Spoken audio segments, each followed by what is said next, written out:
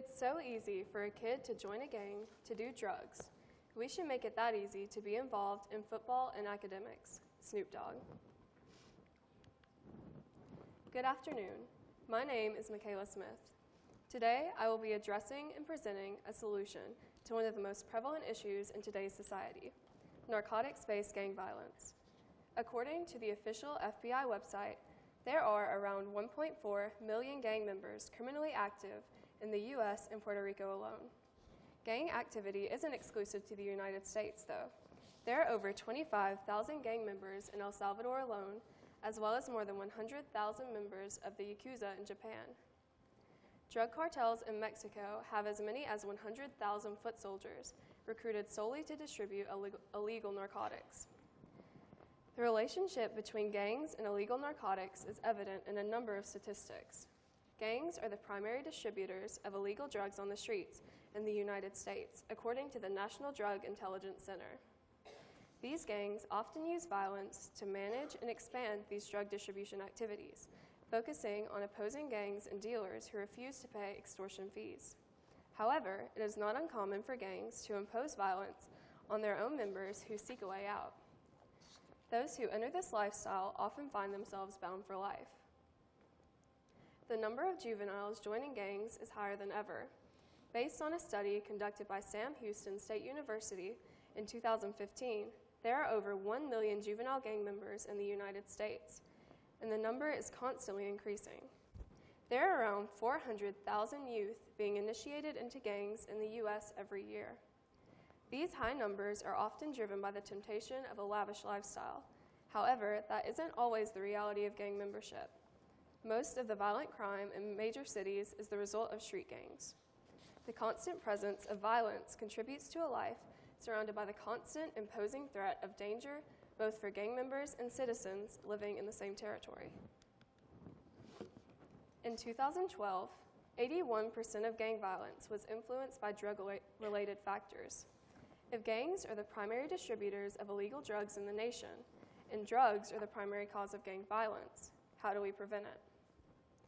I believe the most logical solution is to reduce the number of youths being initiated into gangs by planning a vast number of juvenile-based community centers in areas where gangs are prevalent. These centers can offer a number of opportunities to children in crime-inflicted neighborhoods, ranging from educational programs to sports teams. You may be wondering how community centers and gang violence connect. Allow me to explain. By a show of hands, how many of you in the audience are members of a sports team? Great. Now, can you be a member of a sports team if you don't try out? This isn't a trick question. You can nod or shake your head. Exactly. You can't. This is no different for gang initiation. It's a simple concept. If you're never initiated into a gang, you'll never be a gang member. By decreasing the number of juveniles joining gangs, the growth of both the current and future population of gangs will be stunted, therefore reducing the likelihood of narcotics-based gang violence. Now, why are so many children finding themselves led to this lifestyle? The issue often arises during after-school hours. Children return from a day of school and are free to roam the streets. In neighborhoods where gangs reign, these kids often feel they have no choice but to join, whether it be based on reputation, fear, or the illusion that they have no other choice. These community centers will provide a place for the children to go rather than the streets and prevent youth from being immersed in threatening situations. There are community centers that have already been placed in select locations and are perfect examples of how providing an alternate solution prevents youth from committing to membership for life. In Memphis, Tennessee, reportedly the third most dangerous city in the nation, a woman named Barbara Nesbitt runs the Vance Youth Development Center.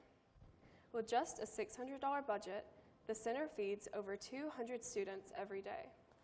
Nesbitt said it's a safe haven to keep the kids off the street to keep them out of trouble, because without this building here, they wouldn't have a place to come. That is exactly what I believe these centers will achieve in numerous locations across the nation. They truly do provide an alternative outlet for kids to invest their time in. Another example of one of these centers in action is in Decatur, Alabama. There is an after-school tutoring program at Carrie Matthews Recreation Center aimed purely at keeping kids in school, off the streets, and out of gangs. The activities offered, athletics, Bible study, tutoring, ACT preparation, are all entirely free. The program is funded by a local church organization. Director Samuel King said, "We have to get them involved. If we don't, they will take over our community." Though the issue is prevalent in the United States, it is not the only nation struggling with narcotics-based gang violence. In Cape Town, South Africa, particularly in the West Bank area, gang violence and crime are common occurrences. Despite the high concentration of gang activity, the Cape Flats community has established a new system to keep children safe from gang influence. Volunteer workers tend to the walking bus, in which they go to houses around the community, gather the children, and escort them to school. One of the volunteers, Janetta September, said, "I'm not scared to walk at all because I know I'm keeping them safe." Though it's no community center, the case of the walking bus shows that surveillance is necessary, not only to keep our children safe, but also to keep them away from the drug violence in gangs that occurs far too often. The solution at hand is simple, but efficient in its aims. Gangs are in the streets. If you take the kids out of the streets, they are less likely to take part in them. This is a necessity for keeping our children safe and preventing a future generation of gang members, continuing the ever-present cycle of drug distribution and violence. Thank you.